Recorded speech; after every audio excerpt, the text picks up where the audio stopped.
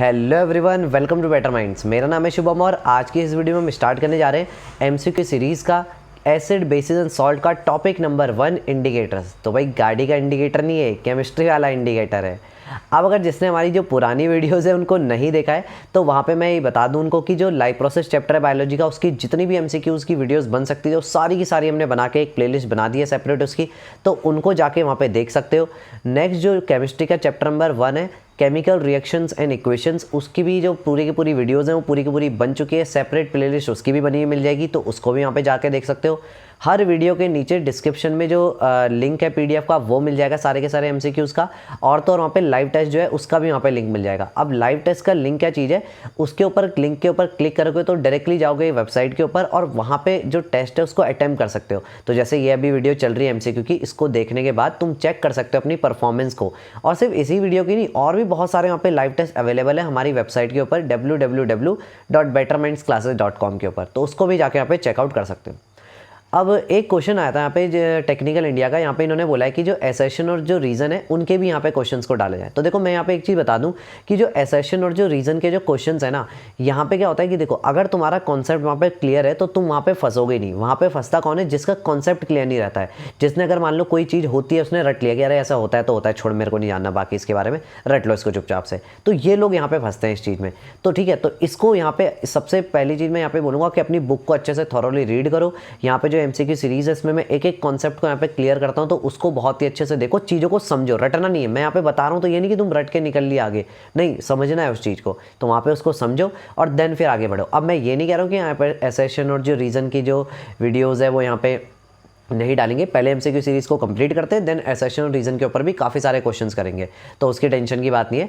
तो चलो शुरू करते हैं फिलहाल हमारी आज की वीडियो। क्वेश्चन नंबर 1 हमारे पास यहाँ पे आता है कि विच of the following is correct about indicators. जो इंडिकेटर्स होते हैं उनके बारे में कौन सी बात सही है। सबसे पहली बात कि क्या ये एक डाई है। सबसे पहले एक चीज़ बता दूं यहाँ पे कि इंडिकेटर्स जो होते हैं वो हमारे क्या होते हैं, जो हमको इंडिकेट करे, जो हमको बताए कि कोई जो एक केमिकल है वो हमारा एसिड है, बेस है, या फिर वो केमिकल सॉल्ट है, तो ये चीज़ जो हमको बताए। तो सबसे पहले अब इसके बारे में, लेकिन ऐसा नहीं कि सिर्फ यही बातें, और भी बातें तो हमको यहाँ पे बतानी कि कौन सी इनके बारे में सही है। सबसे पहला है कि ये एक डाई है, तो बिल्कुल ये एक डाई होती है जो कि अपना कलर को चेंज करके बताएगी हमको कि ये ऐसा कलर दिखाएगी, तो हम समझ जाएंगे अच्छा ये कलर तो एसिड में दिखाता है, अच्छा ये कलर तो बेस में दिखाता है, अच्छा ऐसा कलर तो न्यूट्रल होने में दिखाता है या सॉल्ट होने में दिखाता है, ऐसे करके। तो इस चीज़ से सेकंड है इट कैन चेंज कलर, तो बिल्कुल ये तो मैंने बता ही दिया पहले कि ये अपना कलर चेंज कर सकता है। और थर्ड है कि ये अपना, अच्छा डिफरेंस की स्पेलिंग गलत हो गई थी, तो यहाँ पे it tells difference between acid base and salt, तो यहाँ पे ये एसिड बेस और जो सॉल्ट है उनके बीच में डिफरेंस को बताता है हमको। तो बिल्कुल तीनों ही बातें यहाँ पे सही है, यानी कि हमारा जो करेक्ट आंसर हो जाएगा वो हो जाएगा हमारा ऑप्शन नंबर डी। अब आते हैं हम क्वेश्चन नंबर 2 के ऊपर, विच of the following is an indicator. ये जो यहाँ पे जितने भी जो केमिकल के नेम लिखे हुए हैं, तो यहाँ पे पूछ रहे हैं कि इनमें से कौन सा जो है वो हमारा एक इंडिकेटर है। इंडिकेटर मतलब बोला ना कि जो बताए, पहले जो प्रॉपर्टीज बताए तो उस बताए कि एसिड है, बेस है कि सॉल्ट है।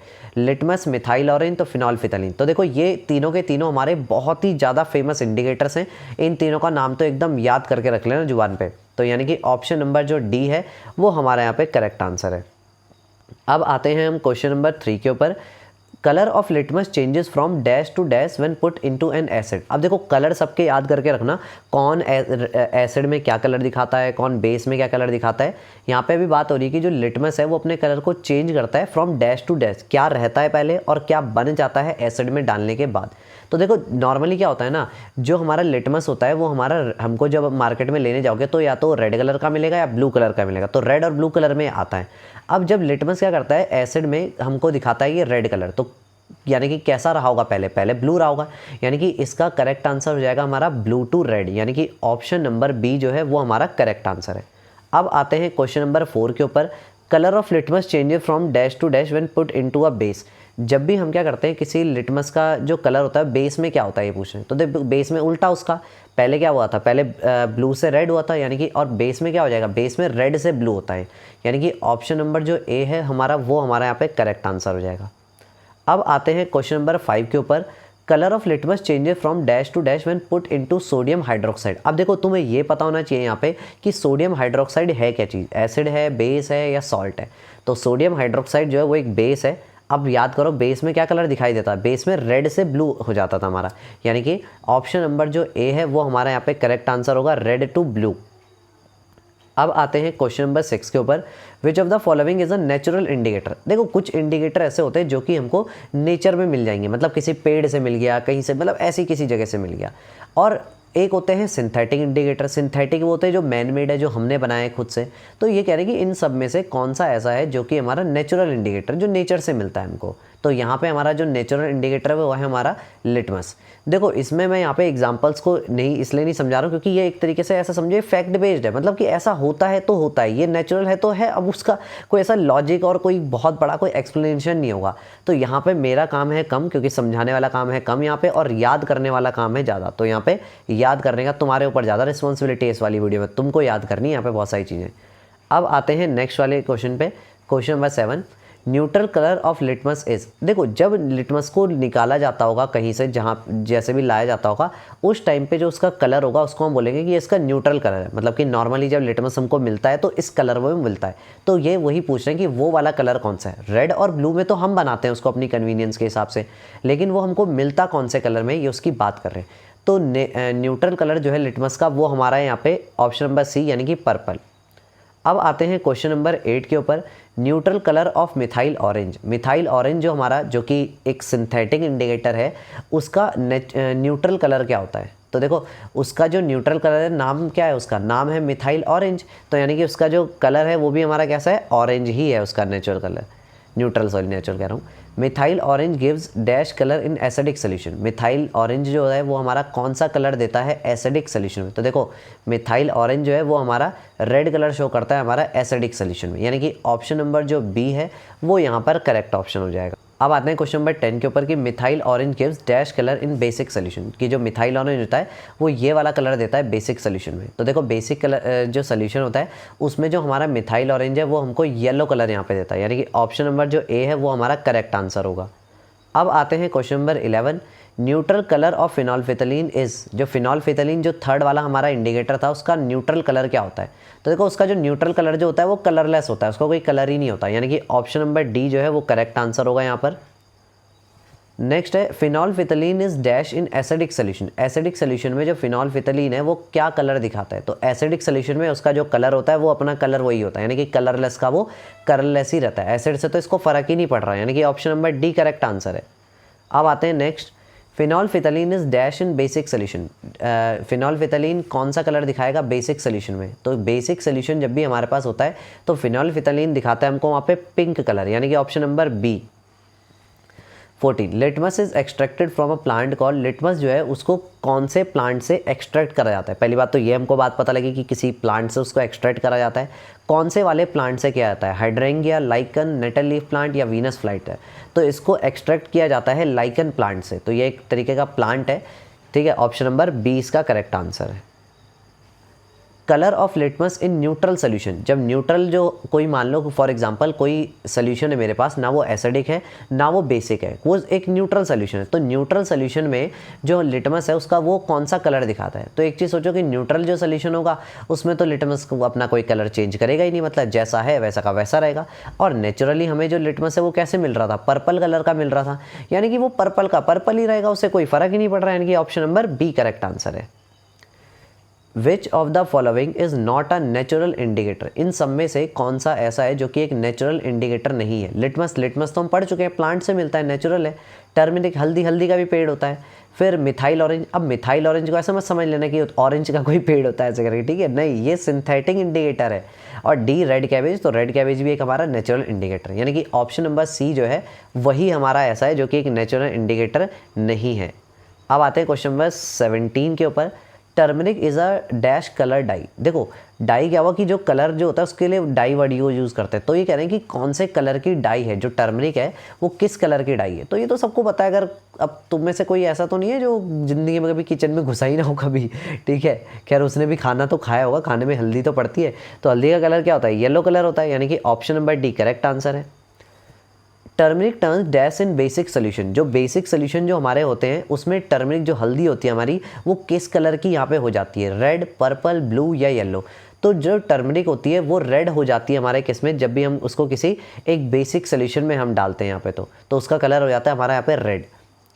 अब आते हैं next, a yellow stain of curry on a white cloth turns reddish brown. तो ये कह रहे हैं अगर जैसे कोई हमारे कपड़े वगैरह में हल्दी वगैरह गिर गई, अब उसको हमने क्या करा, धोने डाल दिया, अब मैं साबुन से उसको रगड़ रहा हूँ ऐसे करके, तो वहाँ पे क्या है, जब उसको स्क्रब करते हैं तो ये कह रहे हैं कि उसका कलर येलो नहीं रह जाता, उसका कलर येलो से चेंज हो जाता है, रेडिश ब्राउन हो जाता है।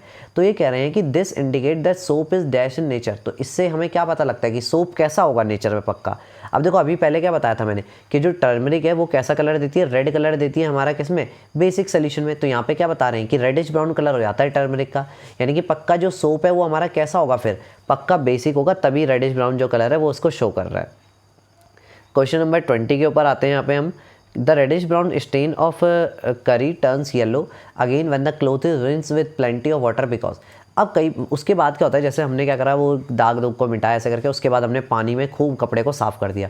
तो जब हम पूरा अच्छे से जब उस कपड़े को साफ़ कर लेते हैं तो मतलब या दोबारा बहुत टाइम तक उसको बार बार पानी में भिगो के उससे उसको छालते रहते हैं, छालना बोलते हैं ना, उसको छालते रहते हैं अगर जब तक, तो उस टाइम पे कह रहे हैं कि जो रेडिश ब्राउन कलर है वो दोबारा से येलो हो जाता है। तो ऐसा होता क्यों है? सबसे पहली चीज़, the water is acidic in nature. Water के एसिडिक इन नेचर में तो नहीं, वाटर तो न्यूट्रल एक चीज़ है हमारी, ठीक है, आगे जाके और भी पढ़ोगे वाटर के बारे में, तो न्यूट्रल चीज़ है। All soap get remove with water. जितना भी साबुन होता है वो सबका सब, देखो रेडिश ब्राउन कलर किसकी वजह से हुआ था, सोप की वजह से हुआ था। तो जितना भी यहाँ पे कलर, जितना भी हमारा सोप है, अगर मैं बार बार पानी में भिगाते रहूँगा तो सोप धीरे धीरे करके निकलता रहेगा और पूरा सोप निकल जाएगा, तो सोप जो है वो रिमूव हो जाएगा। अब जब सोप रिमूव हो गया, जो बेस है वही चला गया, तो फिर जो रेडिश ब्राउन कलर है वो क्यों रहेगा, वो भी चला जाएगा, यानी कि फिर कलर क्या हो जाएगा दोबारा वापस, येलो जो कलर है वही हो जाएगा। यानी कि ऑप्शन नंबर जो बी है वो हमारा यहाँ पे करेक्ट आंसर है। अब आते हैं क्वेश्चन नंबर 21 के ऊपर। विच of the following is a natural indicator. इनमें से कौन सा हमारा नेचुरल इंडिकेटर है? मिथाइल ऑरेंज, तो ये तो बता दिया सिंथेटिक है। फिनोल्फिथलीन भी सिंथेटिक है। रेड कैबेज हमारा क्या है, एक तरीके का यहाँ पे नेचुरल इंडिकेटर है। Option number C correct answer है। अब आते हैं question number 22। Neutral colour of red cabbage. Red cabbage का न्यूट्रल कलर क्या है? अरे देखो मिथाइल ऑरेंज का कलर क्या था, नॉर्मल, नाम में ऑरेंज आ रहा है तो ऑरेंज था उसका न्यूट्रल कलर। ऐसे ही रेड कैबेज के नाम में क्या आ रहा है, रेड आ रहा है, तो इसका न्यूट्रल कलर हमारा क्या होता है, रेड होता है। यानी कि ऑप्शन नंबर जो ए है वो करेक्ट आंसर है। Red cabbage remains dash in acidic solution. जो हमारा एसिडिक सोल्यूशन होता है तो उसमें रेड कैबेज किस कलर की रहती है? तो देखो एसिडिक सोल्यूशन में रेड कैबेज का कोई कलर चेंज होता नहीं है, तो यानी कि वो रेड ही रहती है उस टाइम पे। क्वेश्चन नंबर 24 में आते हैं कि बेसिक सोल्यूशन में जो रेड कैबेज होती है वो कैसी हो जाती है। तो जब बेसिक सोल्यूशन में, इसको याद करके रखना है, बेसिक सोल्यूशन में जो रेड कैबेज है उसका कलर हो जाता है हमारा ग्रीन, यानी कि option number D correct answer है। दो substance whose smell can change in acidic or basic solution are called. कुछ ऐसे भी सब्सटेंस होते हैं, ऐसा नहीं है कि सबके सबके कलर ही चेंज होते रहते हैं बस ऐसे करके, कुछ ऐसे भी सब्सटेंस हैं जिनकी की क्या होती है, उनमें अगर एसिड या बेस में उनको डालो तो उनकी जो भी स्मेल होती है वो गायब हो जाती है या वो चेंज हो जाती है, मतलब ऐसा समझो वो चेंज हो जाती है। तो कह रहे हैं ऐसे जो सब्सटेंस है जिनकी की कलर तो नहीं होता चेंज, जिनका लेकिन स्मेल ही चेंज हो जा रही है ना, तो उनको हम क्या कहते हैं? तो ऐसे जो इंडिकेटर होते हैं उनको हम क्या बोलते हैं? नेचुरल इंडिकेटर, सिंथेटिक, ऑल्फैक्टरी या नन ऑफ दिस। तो उनको हम बोलते हैं ऑल्फैक्टरी, क्योंकि ऑल्फैक्टरी जो वर्ड है वो स्मेल से रिलेटेड वर्ड है, तो इसीलिए ऑल्फैक्टरी इंडिकेटर मतलब स्मेल को जो इंडिकेट करवाए। यानी कि ऑप्शन नंबर जो सी है वो हमारा यहाँ पे करेक्ट आंसर हो जाएगा। Which of the following are olfactory indicator. अब ये पूछे कौन कौन इनमें से ऑल्फैक्टरी इंडिकेटर है। अब ऐसे तो बहुत सारे ऑल्फैक्टरी इंडिकेटर होंगे, बट यहाँ पे जो ऑप्शन में दिए हैं उनसे बताना है हमको। तो वेनिला और जो अनियन है वो दोनों के दोनों हमारे क्या हैं, ऑल्फैक्टरी इंडिकेटर है, यानी कि ऑप्शन नंबर जो डी है वो हमारा करेक्ट आंसर होगा, बोथ अनियन एंड वेनिला। अब आते हैं क्वेश्चन नंबर 27 के ऊपर, और ये इस वीडियो का लास्ट क्वेश्चन है, तो इसका आंसर तो तुम ही करोगे, तो मैं समझा देता हूँ। यहाँ पे कह रहे हैं कि व्हाट हैपन टू अनियन और vanilla when added to a basic solution. जब अनियन और वेनिला को किसी बेसिक सोल्यूशन में डाला जाता है तो उनके साथ क्या होता है, मतलब अनियन और वेनिला में क्या चेंज आएगा यहाँ पे। अब इतना तो तुम समझ गए कि है तो ये ऑल्फैक्टरी इंडिकेटर। तो अब इसका जितना भी ये ऑल्फैक्टरी इंडिकेटर है, तो अब इसका नीचे कमेंट सेक्शन में को करो आंसर। जिसका भी आंसर करेक्ट होगा मैं वहाँ पे उसको हार्ट दे दूंगा, तो तुमको यहाँ पे आइडिया लग जाएगा कि किसका जो आंसर है वो यहाँ पे करेक्ट है। So this is the end of this video. I hope कि यहाँ पे जितने भी MCQs है बहुत ही अच्छे से यहाँ पे समझ में आएंगे। लेकिन अगर फिर भी इस वीडियो से रिलेटेड कोई भी डाउट है या फिर चैनल से रिलेटेड कोई भी सजेशन है तो उसको नीचे कॉमेंट सेक्शन में बता सकते हो, और इंस्टाग्राम पे मैसेज भी यहाँ पे कर सकते हो। तो चलो मिलते हैं फिर नेक्स्ट वीडियो में, तब तक के लिए पढ़ाई करते रहो और मजे करते रहो।